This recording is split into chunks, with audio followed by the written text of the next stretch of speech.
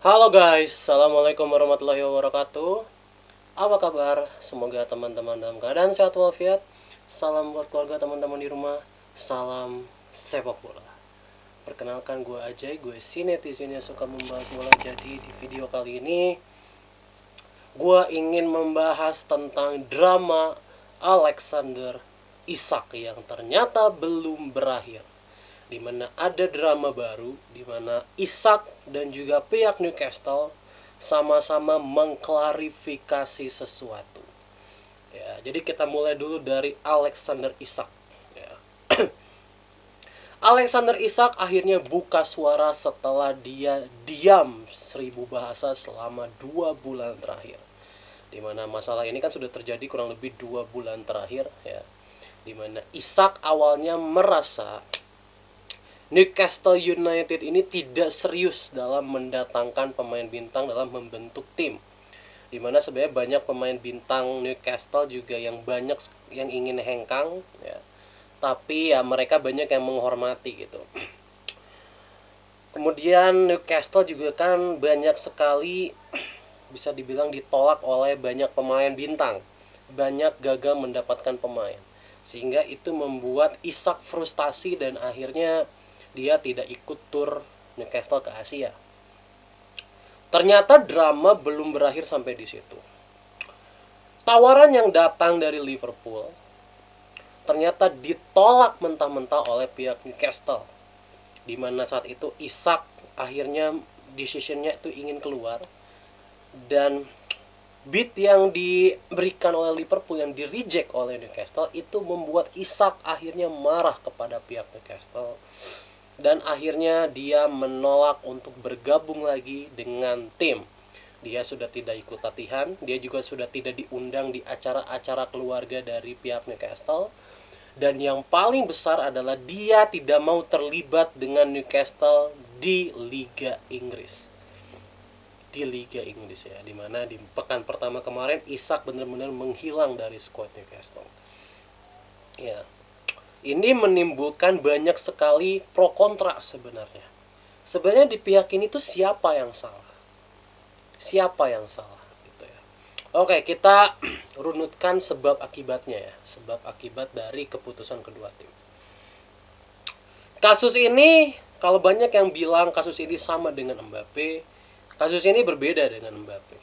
Kasus ini lebih dekat dengan kasusnya Osimhen, bukan dengan kasusnya Mbappe. Kalau Mbappe itu dia murni tidak ingin memperpanjang kontrak, tapi dia masih menghormati segala keputusan yang diambil sama klub. Kayak dia mau dicadangkan setahun, oke, dia mau dipersilakan bermain lagi, oke, is oke, semuanya masih is oke wae gitu. Mbappe tetap profesional. Tapi kasus Isak ini sama dengan kasusnya Osimhen, hampir sama. Dimana Osimhen saat itu ingin keluar, ya, namun akhirnya dipagari. Kemudian akhirnya Osimhen itu dicadangkan, ya, dicadangkan dan diberi klausul yang murah, klausul kontrak yang murah. Itu apa? Itu sebagai bentuk protes Napoli terhadap sikap Osimhen dan juga agennya. Kan agennya juga berulah, ya, di mana agennya ini minta kepada klub-klub di luar sana, ya, untuk menggaji Osimhen dengan sangat tinggi dan juga uang transfernya sangat tinggi. Jadi agennya dari Osimhen ini sangat bermain gitu dari kasusnya Osimhen, dramanya Osimhen. Akhirnya kan dia dicadangkan hampir semusim dan akhirnya dia dipinjamkan kan ke Galatasaray, dan lihat sekarang Osimhen, ya, terluntang lantung sekarang. Akhirnya cuma klub Turki Galatasaray itu yang menginginkan dia. Tim-tim besar sudah tidak mau menginginkan dia. Ini terjadi juga dengan Isak, tetapi Isak tidak melibatkan agen. Ya, jadi bukan dengan agen tetapi dengan pihak klubnya. Ya, dengan pihak klubnya. Di mana terjadi tarik ulur antara Isak dengan Newcastle. Isak ingin keluar, Newcastle kekeh ingin mempertahankan dia.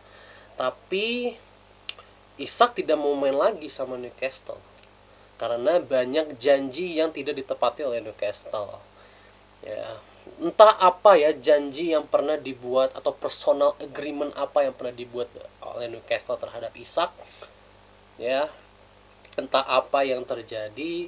Kalau dari masalah gaji, memang gaji Isak itu termasuk kecil, dan kontrak Isak itu di Newcastle masih 3 tahun lagi, masih lama. Sehingga sebenarnya di sini, di posisi ini yang diuntungkan itu adalah Newcastle sebenarnya, ya. Kenapa? Karena kontrak Isak masih lama, ya. Dan kalau Isak memilih untuk tidak bermain lagi, Newcastle bisa saja mendiamkan dia dan mendatangkan striker lain, itu bisa aja. Dan memfreeze, bisa gue bilang dalam tanda kutip, memfreeze Isak selama 3 tahun. Karena Isak harus hormat sama kontraknya, kalau tidak dia dijebloskan ke penjara. Ya, itu bisa saja. Makanya di sini siapa yang mau melunak? Apakah Isak ingin meminta maaf atau Newcastle melunak untuk menjual Isak, mumpung masih ada klub yang mau membeli dia 100 juta plus plus. Karena kalau dia didiamkan setahun saja, misalkan dia tidak bermain, kan match sharpness-nya jadi hilang. Kemampuan Isak jadi hilang kan. Tidak mungkin Isak di tahun depan bisa dijual 100 plus plus lagi, itu nggak mungkin. Karena dia sudah kehilangan kemampuannya. Sama kayak Osimhen. Dulu banyak yang dipagari dia berapa ya? Osimhen itu 200 katanya ya, Osimhen itu. Sekarang bahkan 75 aja nggak ada yang mau beli. Nah, itu yang akan terjadi dengan Isak kalau Isak tidak dimainkan oleh Newcastle selama semusim penuh. Jadi siapa nih yang mau keras-kerasan sekarang? Newcastle bilang dia ingin pemainnya menghormati kontraknya. Tapi si pemain, bisa gue bilang, kekeh ingin keluar dan memprovokasi Newcastle dengan tidak mau bermain lagi dengan Newcastle.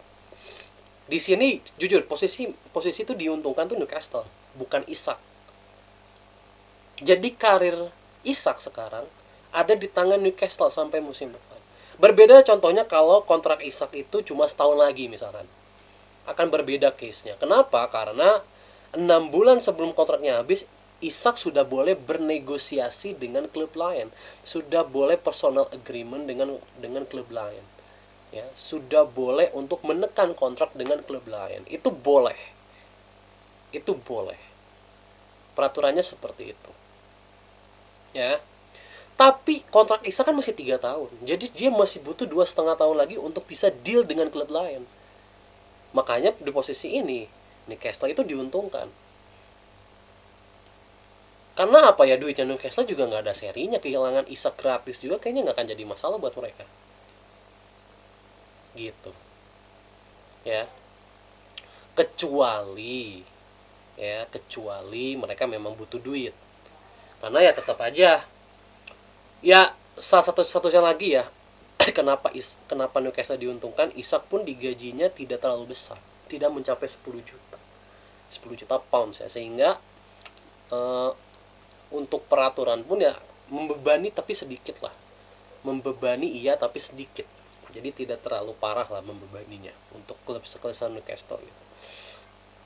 Jadi untuk keuangan Newcastle juga aman-aman aja gitu ya. Harus menggaji buta Isak taruhlah berapa ya, 6.300.000 pound sterling kalau nggak salah ya, gue nggak inget deh. Pokoknya sekitar 140.000 atau 150.000 per pekan. Ya untuk Newcastle sih tutup mata ya bayar segitu ya. Jadi kalau pengen win-win solution ya ada dua solusinya. Pertama, Newcastle menjual Isak ya 100 plus plus. Kedua, Isak melunak. Karena belum tentu Liverpool yang sekarang ada di kontender teratas untuk mendapatkan Isak, belum tentu Liverpool mau ngebid lagi. Belum tentu. Ya, karena Liverpool juga pasti punya harga diri dong. Dia sudah ditolak sekali dengan harga yang cukup besar, masa ya dia mau ngebid lagi dengan harga yang di atas itu kan? Pasti Liverpool juga mikir gitu. Ngerti nggak? Oh, pasti Liverpool akan ngebid di angka yang sama, nggak mungkin beda. Kenapa? Karena Isaknya lagi bermasalah. Ya, gue kalau main Football Manager pun sama kasusnya. Pasti si pemain itu atau tim yang memburunya itu pasti akan ingin mendapatkan pemain tersebut dengan murah. Jadi gue rasa Liverpool tidak akan menaikkan lagi bidnya. Nah, sekarang siapa yang mau mengalah? Karena posisinya di sini yang diuntungkan sebenarnya Newcastle-nya. Isak yang sekarang terjepit. Jadi untuk mengeluarkan Isak dari masalah ini, Newcastle harus menjual dia atau Isaknya harus melunak. Kemana akhir drama ini? We never know. Ya. Dan kalau drama ini tidak usai sampai transfer deadline selesai, ya untuk Isak good luck ya untuk karirnya ke depan. Oke.